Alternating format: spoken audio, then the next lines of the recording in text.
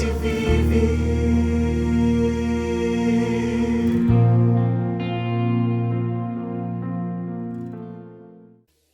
Sejam todos bem-vindos ao nosso programa Restaurados em Cristo. Na história de hoje, fala sobre uma figueira sem frutos. Jesus Cristo significa viver, vida frutífera, uma vida de fé nele, Cristo Jesus. Vocês já perceberam que algumas coisas na nossa vida enganam? Parecem, mas não são? Existe um tal de ouro dos tolos, que é a pirita. Parece, mas não é ouro. Recentemente, um homem que curava e era um homem caridoso, fez com que a cidade prosperasse. A Badiânia, estamos falando de João de Deus, se revelou um monstro.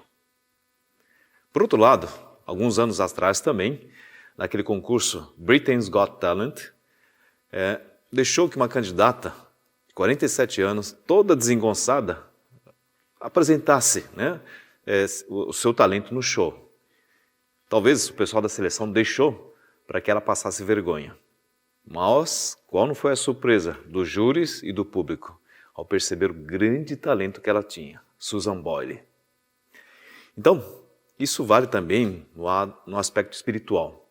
Tem pessoas que não mostram, não exibem sua espiritualidade, mas no fundo, elas têm um íntimo relacionamento com Deus. Enquanto outras que parecem espirituais, na verdade são vazias e superficiais. As aparências enganam. Na Bíblia, naquela Semana Santa, na última semana da vida de Jesus, ele fez 2 atos aparentemente incompreensíveis. Nós precisamos entender qual a motivação dessa atitude incompreensível de Jesus. E outra, como é que essas 2 atitudes estão ligadas uma na outra? Esse relato está no livro de Marcos. E Marcos usa uma técnica interessante. É a técnica do sanduíche. Ele começa com uma história, passa para outra e depois volta àquela primeira história. E com isso ele mostra que essas 2 histórias estão ligadas. Vamos ver então esses 2 episódios incompreensíveis. Uma, a figueira estéril, e outra, a purificação do templo. Abram suas Bíblias em Marcos capítulo 11 e vamos ver primeiro então o pão do sanduíche, os 2 lados. Versos 12 a 14 e depois 20 a 21. Muito bem, aqui diz o seguinte: no dia seguinte, quando saíram de Betânia, teve fome. E vendo de longe uma figueira com folhas, foi ver se ela, porventura, acharia alguma coisa. Aproximando-se dela, nada achou, senão folhas, porque não era tempo de figos. Então lhe disse Jesus: nunca jamais coma alguém do fruto de ti. E seus discípulos ouviram isto. Vamos dar um pulinho, outro pão, a partir do verso 20. E passando eles pela manhã, viram a figueira secara, que a figueira secara desde a raiz. Então Pedro, lembrando-se, falou: mestre, eis que a figueira que amaldiçoaste secou. Ele fez um milagre de destruição? Estranho. Não condiz com Jesus. Lucas 9, verso 56 diz que ele veio não para destruir, mas para salvar. Miqueias 7, 18 diz que ele se deleita na misericórdia.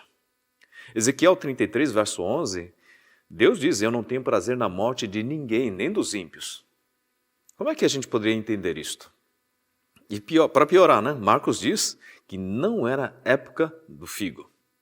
A chave está numa passagem do Antigo Testamento, Isaías 28, verso 4. Não vou ler, mas leia na sua Bíblia. Lá diz que as pessoas comiam figos verdes. Então Jesus não estava esperando um figo maduro, mas pelo menos um figo verde. Aqui está uma lição para nós. Quem segue de verdade a Jesus, recusa-se a viver de mera aparência, de religiosidade. Ele vive de verdade. A aparência é importante, como as folhas, mas sem fruto não tem sentido nenhum. Assim, era o templo judaico. Essa é a ligação que existe nesse relato. Sabia que o templo de Herodes, na época de Jesus, só o pátio tinha um tamanho de 5 campos de futebol. Na época da Páscoa, cada dia eles ofertavam 200.000 carneiros. Era impressionante, mas não tinha o fruto esperado. Não tinha uma adoração genuína, sincera. E o povo não era um povo compassivo e justo. Infelizmente, hoje continua esse problema. Tem pessoas que são fiéis no culto, mas estão lá para criticar. Leiam a Bíblia, mas não praticam. Colocam no adesivo, né? Sou de Jesus, mas ele mesmo não tem a certeza da salvação. É triste. Existem hinos, né? Por exemplo, bendita a hora de oração. Mas são pessoas que cantam, mas não oram nem 5 minutos. Pessoas que cantam, né? Vamos dar a mensagem ao mundo, mas não falam nada nem para o vizinho. Pessoas que cantam, né? Ó graça excelsa, mas não tem, né? Não sente a graça de Deus na sua vida. Vamos ver então o segundo episódio estranho. Marcos 11, agora do versos 15 a 19. E foram para Jerusalém. Entrando ele no templo, passou a expulsar os que ali vendiam e compravam. Derribou as mesas dos cambistas e as cadeiras dos que vendiam pombas. Não permitia que alguém conduzisse qualquer utensílio pelo templo. Também os ensinava e dizia, não está escrito? A minha casa será chamada casa de oração para todas as nações? Vós, porém, a tendes transformado em covil de salteadores. E os principais sacerdotes e escribas ouviam essas coisas e procuravam um modo de lhe tirar a vida, pois o temiam, porque toda a multidão se maravilhava de sua doutrina. O que Jesus quis fazer? Ele queria simplesmente reformar? Sim, expulsar aqueles que comercializavam para que os adoradores pudessem estar lá. Não era simplesmente uma reforma, há algo mais com aquela atitude drástica de Jesus. Para entender, a chave está na citação que o próprio Jesus faz. Aquela frase que Jesus cita é Isaías 56, versos 3, 6 e 7. Lá diz que muitos estrangeiros e eunucos se sentem alijados. Mas Deus diz, né? Todos estrangeiros, todos eunucos, que têm sinceridade no coração e procuram guardar os sábados, eles farão parte da adoração, porque a minha casa será chamada casa de oração para todos os povos. Outra menção, covil de salteadores. Vamos lá em Jeremias capítulo 7, versos 4 e também versos 9 até 11.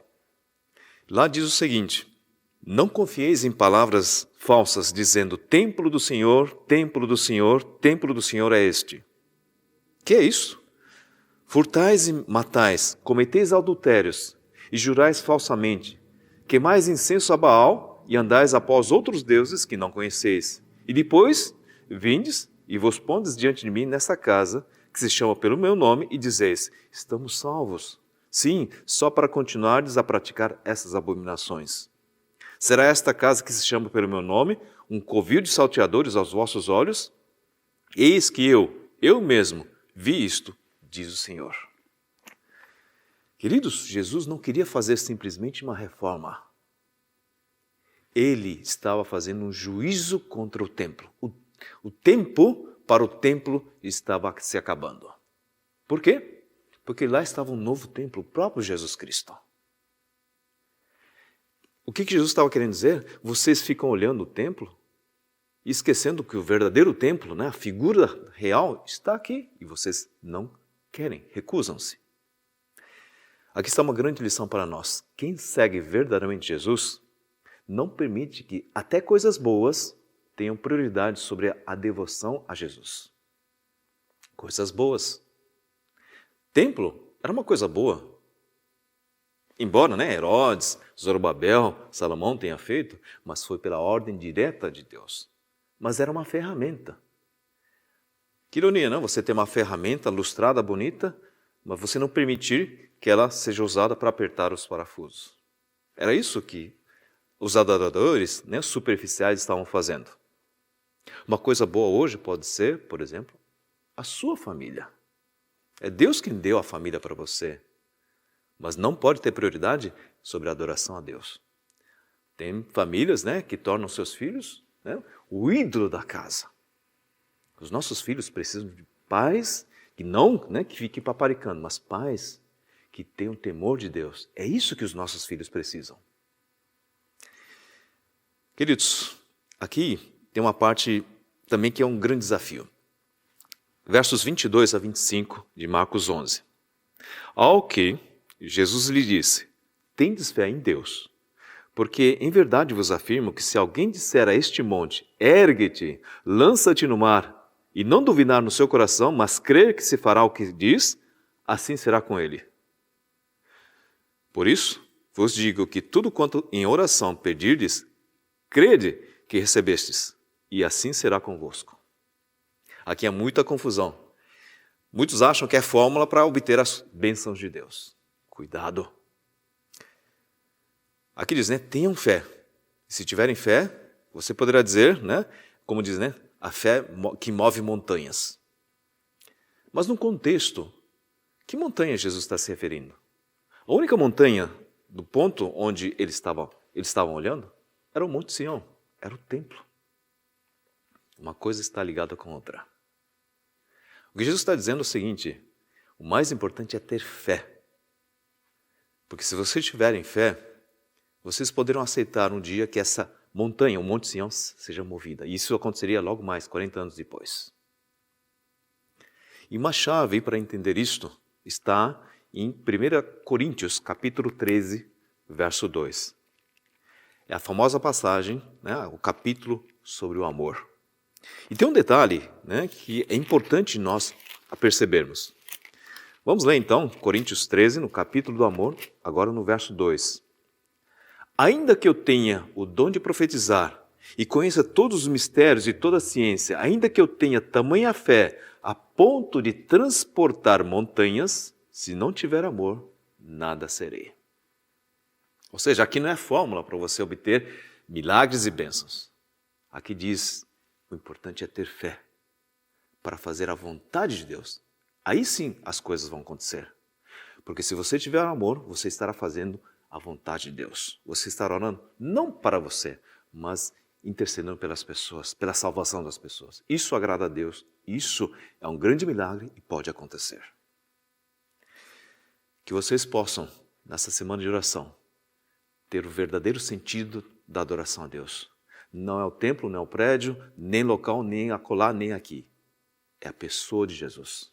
Jesus disse isso junto ao poço à mulher samaritana. Verá tempo, onde nem aqui nem ali, porque os verdadeiros adoradores adorarão a Deus em espírito e em verdade. Que possamos adorar ao nosso Jesus, o verdadeiro e o único merecedor da nossa adoração nessa Semana Santa. Vamos orar? Querido Deus, muito obrigado, porque as palavras de Cristo são atuais e nos advertem. Que nós não possamos ser enganados pelas aparências. Que sejamos verdadeiros seguidores de Jesus, que não se contentem com a mera superficialidade.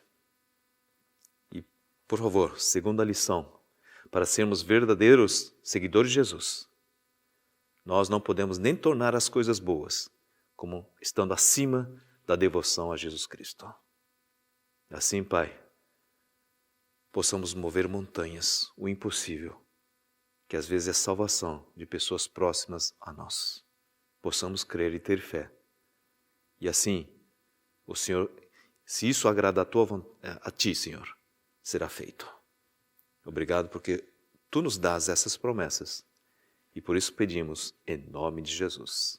Amém.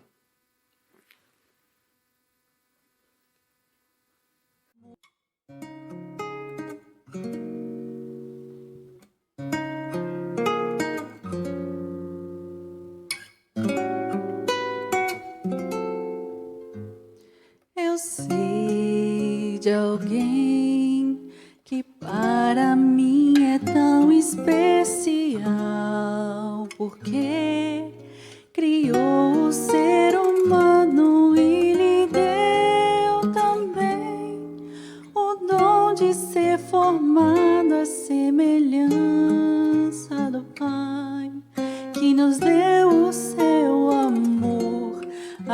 Alguém desceu do céu e veio a este mundo escuro e mau, para dar a própria vida a milhões dos seus que iriam perecer sem chances de viver, escravos deste mundo vil.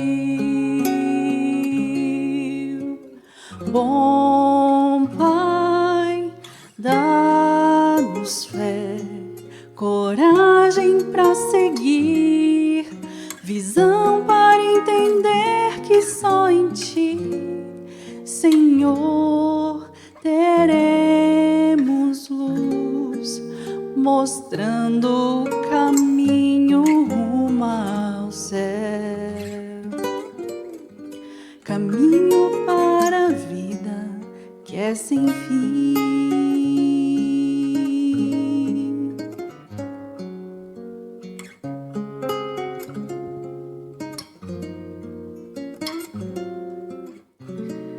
Eu sei de alguém que chama, que convida e que quer entrar em sua vida e em seu triste coração e transformar tristeza em alegre canção, em alegre melodia. Eu sei de alguém que vai lhe ajudar a ser o que você sonhou e se tornar, pois com Jesus não há limite para sonhar.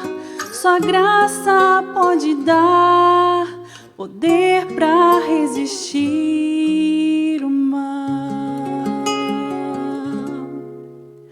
Bom Pai, dá-nos fé, coragem para seguir, visão para entender que só em Ti, Senhor, teremos luz, mostrando o caminho rumo ao céu,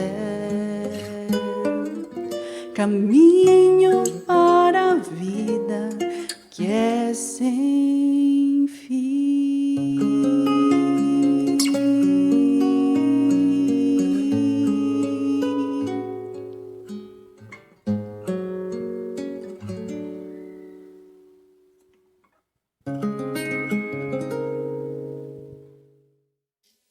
Não deixe de acessar a nossa página no Facebook, IASD Centro Cristão Tokai, e também no YouTube SDA Tokai.